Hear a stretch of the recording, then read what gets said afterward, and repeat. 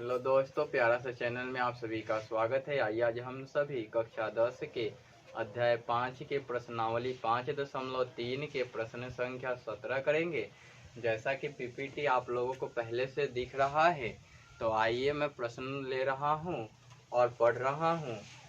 एक स्कूल के विद्यार्थियों ने वायु प्रदूषण कम करने के लिए स्कूल के अंदर और बाहर, स्कूल के अंदर कहने का मतलब है कि क्लासरूम में नहीं, स्कूल का जो कैंपस होता है उस कैंपस के अंदर और उस कैंपस के बाहर लगाया। ठीक है ना। पेड़ लगाने के बारे में सोचा। यह निर्णय लिया गया कि प्रत्येक कक्षा का प्रत्येक अनुभाग अपनी कक्षा के संख्या के बराबर पेड़ लगाएगा। उदाहरण के अर्थ में जैसे कि लेते हैं तो कक्षा 1 का एक अनुभाग, यानी कि पहली कक्षा जो होएगी, है ना, पहली कक्षा जो होएगी उसके एक बच्चे कितने पेड़ लगाएंगे? एक पेड़ लगाएंगे, एक बच्चे एक पेड़। दूसरी जो कक्षा होएगी,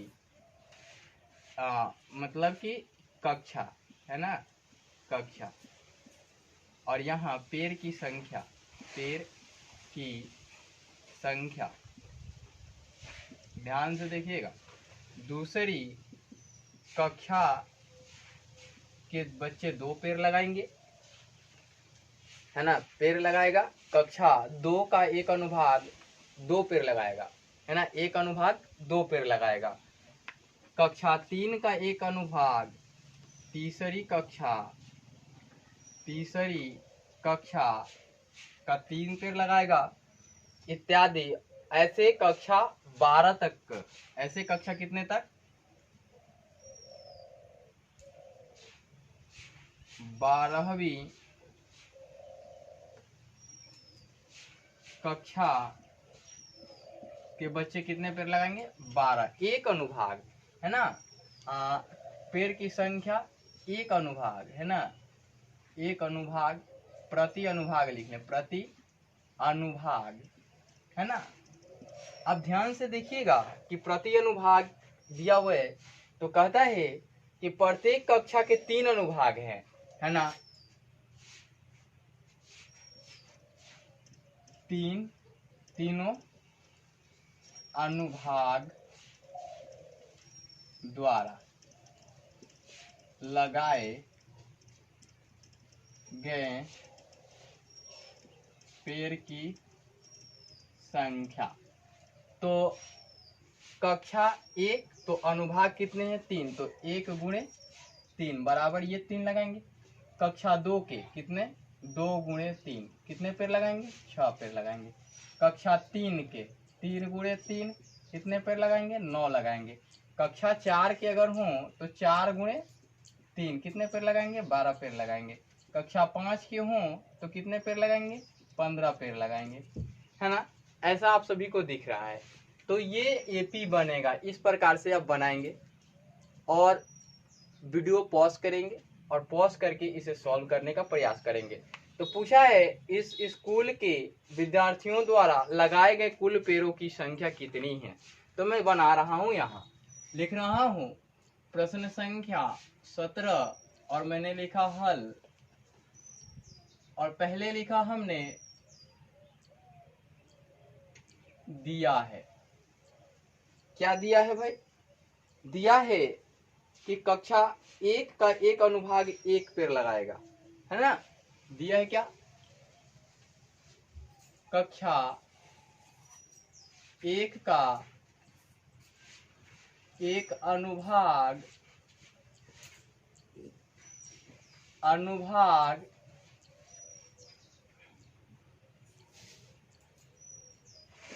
पेड़ लगाएगा। कितना लगाएगा? 1। पुनः कक्षा 2 का एक अनुभाग पेड़ लगाएगा 2। कक्षा 3 का एक अनुभाग कितना पेड़ लगाएगा? 3।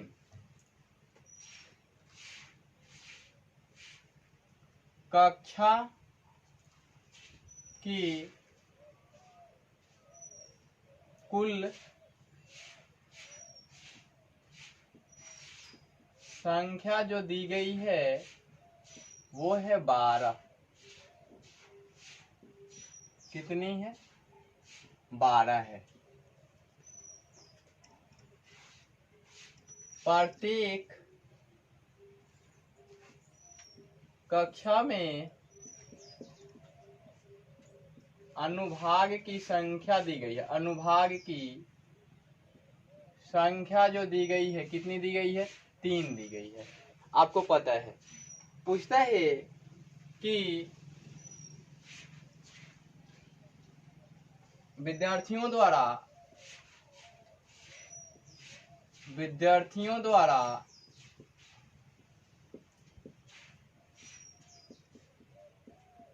लगाए गए कुल पेड़ की संख्या बराबर व्हाट? आते हैं, अब देखते हैं आगे की ओर। तो अब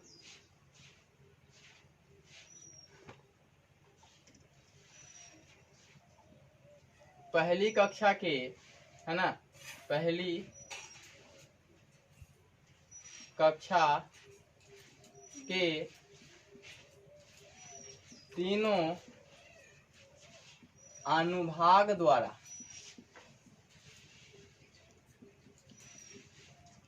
लगाए गए पेड़ों की संख्या बराबर 1 गुणे 3 बराबर 3। अब लिखेंगे तो क्या लिखेंगे? दूसरी कक्षा के तीनों अनुभागों द्वारा लगाए गए पेड़ों की संख्या बराबर 2 गुणे 3 बराबर 6। तीसरी कक्षा के तीनों अनुभागों द्वारा लगाए गए पेड़ों की संख्या बराबर 3 गुणे 3 बराबर 9। इसी प्रकार चौथी कक्षा के तीनों अनुभागों द्वारा लगाए गए पेड़ों की संख्या बराबर 4 गुणे 3 बराबर 12। इसी प्रकार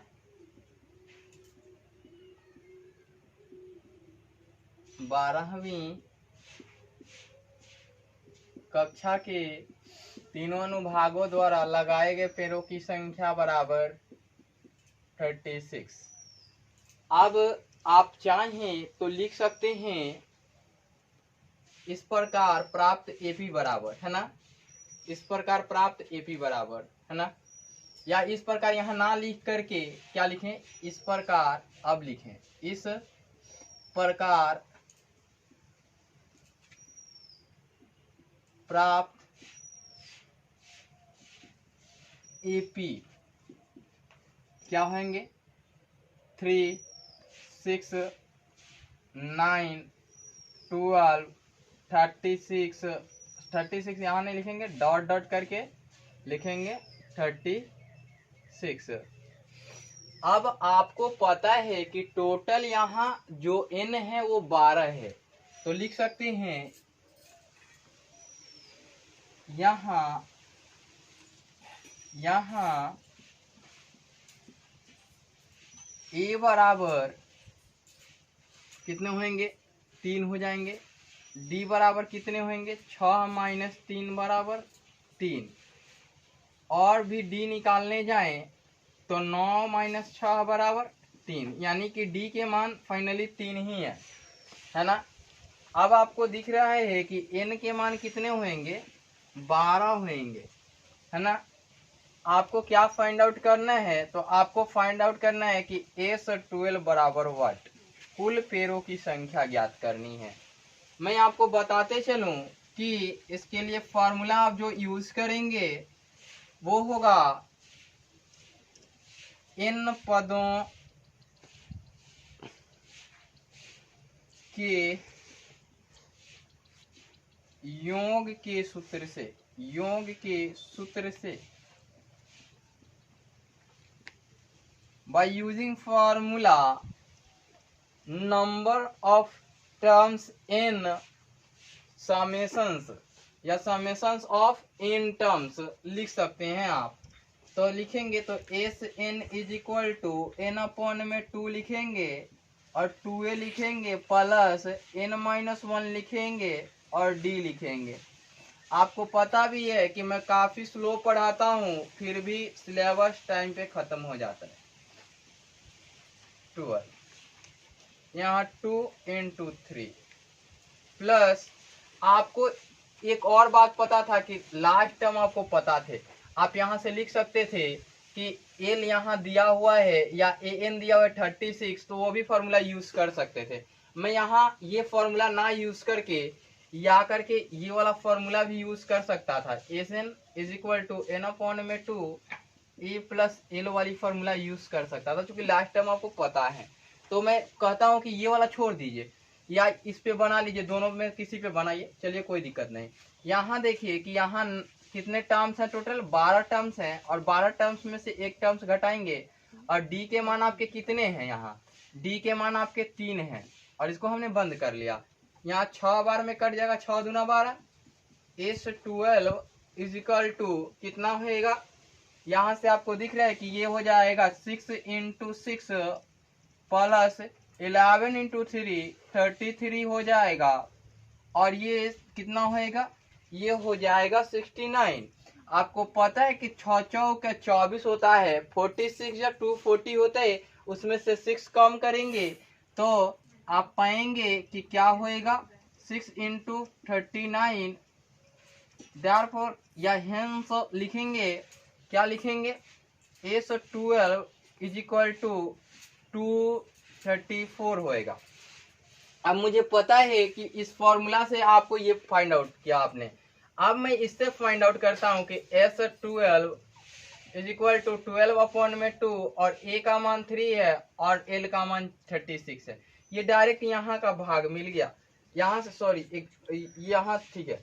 ये देखिए ये 6 टाइम्स कटेगा और यहाँ से आएगा S 12 is equal to 6 into 39 आएगा, इसलिए ध्यान से लिख सकते हैं एस 12 इज इक्वल टू कितना आएगा 234 आएगा, है ना।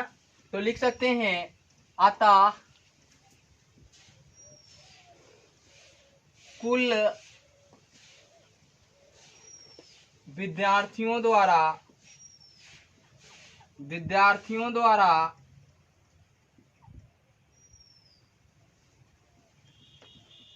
लगाए गए